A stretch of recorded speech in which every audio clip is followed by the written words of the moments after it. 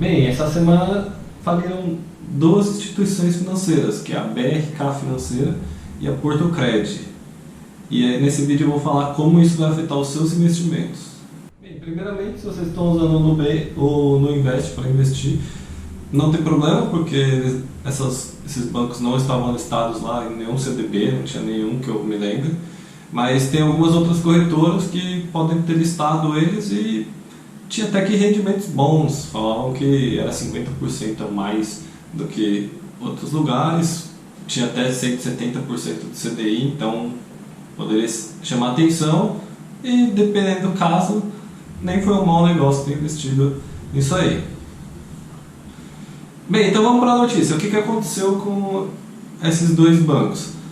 O Banco Central ele analisou lá como é que estava a situação deles e viu que eles provavelmente não iriam conseguir pagar. Então, antes de falir o banco, eles decidiram falir, assim, eles não conseguirem pagar ou começar a falhar, eles já decidiram liquidar a ação do banco e ver o que dava para distribuir para as pessoas e encerrar as atividades completas do banco.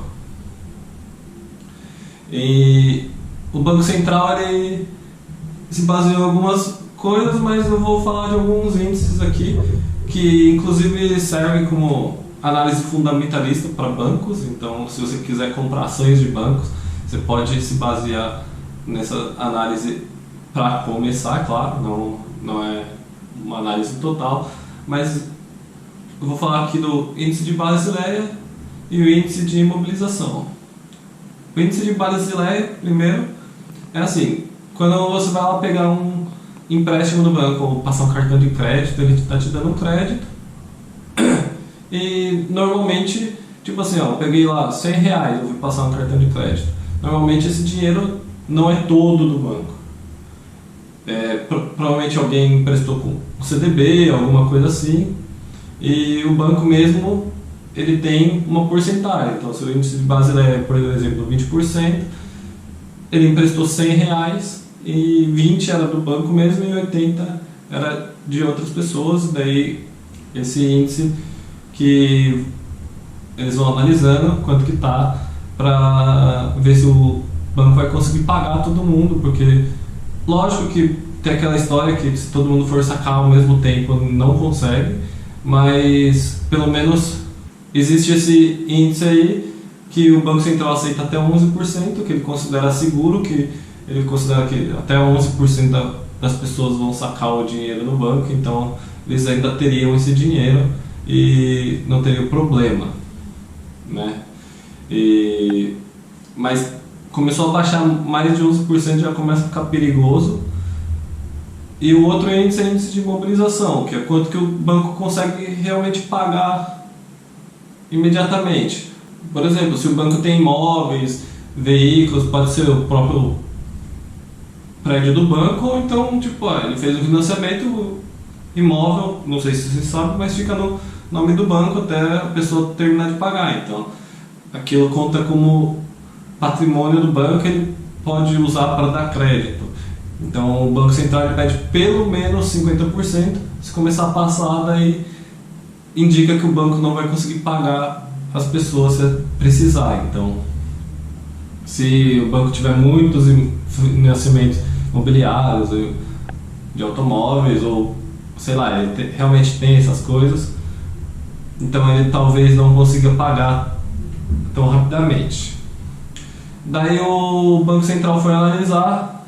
O do BRK, que eu acho que era o maior, ele tinha o índice de Basileia, que era para ser no máximo 11, estava 0,6, então quer dizer que cada R$100 que ele emprestava, ele só tinha 60 centavos, então já estava numa situação bem caótica nesse caso. E o índice de mobilização ele já estava com quase 70%, então também era um valor maior que 50% permitido, e foi um dos motivos pelo qual o Banco Central decidiu encerrar e decretar falência dessa instituição financeira. Já o da Portocred, eles até tinham um índice de um índice de mobilização de 23%, que é menor que os 50%, mas No caso do índice de Basileia já estava em 4,3%, que é abaixo dos 11%. Então, como eu disse, a situação da Portocred é um pouco melhor que do BRK, mas nos dois casos a gente pode considerar que estavam abaixo da meta, então eles acabaram sendo liquidados. Bem, o que acontece agora? Eu investi em outra corretora, tinha esse título aí que tinha um rendimento bom e agora o banco faliu e daí eu não vou receber, eu vou perder todo o meu dinheiro. Não, pode ficar tranquilo. A gente tem o FGC, eu já fiz um vídeo aqui no canal, vou colocar aqui o card no canto.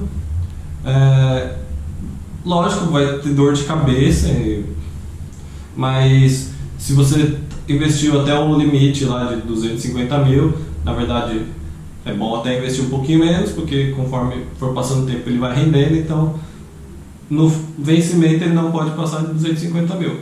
Mas se você estiver dentro desse limite, pode ficar tranquilo. Eu pesquisei aqui como é que faz para resgatar esse dinheiro, mas como eu não tenho nenhum CDB dessas duas instituições, eu acabei não conseguindo executar todos os passos, mas basicamente você vai lá, baixa o aplicativo eu baixei lá na Google Play, se você tiver iPhone você pode ir lá na Apple Pay, você vai baixar o aplicativo do FGC. Depois de baixado, você se cadastra, ele vai perguntar nome, CPF, alguns dados pessoais, vai pedir para confirmar o telefone e e-mail. Inclusive o e-mail eu tive um problema que estava caindo na caixa de spam na chave, então dá uma olhadinha lá no spam. Mas daí você se cadastrou, vai aparecer lá. Inclusive não são só esses dois bancos, tem mais dois lá que faliram também recentemente. Só você escolher qual que você tinha alguma coisa investida. Por exemplo, o BRK, você clica lá e no meu caso aparece: a instituição financeira não enviou seus dados ainda. Porque o que acontece? Quando fale, vai ter um responsável lá para ir lá na BRK e tomar conta, para dividir, vai pegar o que tem aqui de dívida para cada um, eles vão organizar essa planilha, vão mandar tudo para a FGC, daí seu nome provavelmente vai estar lá. Tem que esperar, às vezes pode demorar, tem casos que demoram de 1 a 2 meses, mas daí você vai lá, vai clicando todo dia, sei lá, na frequência que você achar que deve, e a hora que você conseguir se cadastrar, daí o FGC ele normalmente paga em 2 ou 3 dias. Fora isso, eu falei no vídeo da FGC, tem uns 80 bilhões de reais em caixa. A BRK ela era um pouquinho maior, ela tem 1,7 bilhões, então mesmo sendo um valor grande, o FGC vai conseguir cobrir. E o da Portocred é de meio bilhão, 500 milhões, né? Também vai conseguir cobrir, mesmo somando os dois, eu acho que não vai ter problema nenhum. É lógico que vai ter gente que vai ter mais de 250 mil, ou então um banco emprestou para um banco, né, acaba emprestando mais do que o limite, então ficar esperto nisso. Não sei se é o caso de alguém, mas se alguém já utilizou o FGC nos últimos 4 anos, ele já está contando, porque o máximo que o FGC cobre são 4 instituições financeiras. Então, se você já usou uma vez, vai usar uma segunda vez agora, ou até terceira, então já começa a se preocupar, porque se chegar na quarta, ele ainda vai cobrir, mas lá para frente ele pode parar de cobrir, então ele reseta o seu status a cada 4 anos, então agora bom esperar uns 4 anos para pegar esses CDBs mais arriscados, tudo bem? Mas eu acredito que não vai dar problema nenhum, é só seguir esses passos aqui, solicitar e daí o dinheiro vai cair na sua conta. Bem, é dor de cabeça, você vai ter que ir para lá, pedir e tal, esperar um tempo, e além disso, durante esses 2 meses não vai estar rendendo nada. É um mau negócio? Veja bem, se você investiu em janeiro, sim, foi um péssimo negócio, porque você não vai render nada durante esses 2 meses e você poderia ter colocado em um CDB um pouquinho mais, com um nível um pouquinho menor, ou 120% do CDI, alguma coisa assim, e você ia ter corrido menos risco e provavelmente o banco não teria falido. Mas, se você investiu 3 anos atrás, ele já deve ter rendido tanto mais do que nos outros CDBs, que ficar 2 meses parado também pode não ser um mau negócio. Então, tem que equilibrar isso aí. É risco também, né? Então, se você não quiser pesquisar índice de Basileia, índice de imobilizado, não quiser entender, também tem opção. Quando você vai lá comprar o CDB lá na plataforma do Nuinvest, ele vai ter o índice de risco lá. Por exemplo, eu peguei do Banco Master e está com FIT BB. Então, BB já não é daqueles mais indicados, né, que começam com A. Eu vou deixar a tabelinha aqui do lado também, mas também não é ruim ainda B. Se for de C para baixo, começa a ficar bem complicado. Então, pesar essas duas coisas, mesmo assim, se você preferir pegar um que rende muito mais, mesmo com uma classificação ruim, só se lembre que talvez você tenha que ficar um tempo sem render e você corre o risco de falir no mês seguinte, né? Se falir depois de um bom tempo, pelo menos você conseguiu um rendimento bom. E depois tem que ter a dor de cabeça de entrar lá no FGC e pedir o seu dinheiro de volta. Mas é isso que está funcionando.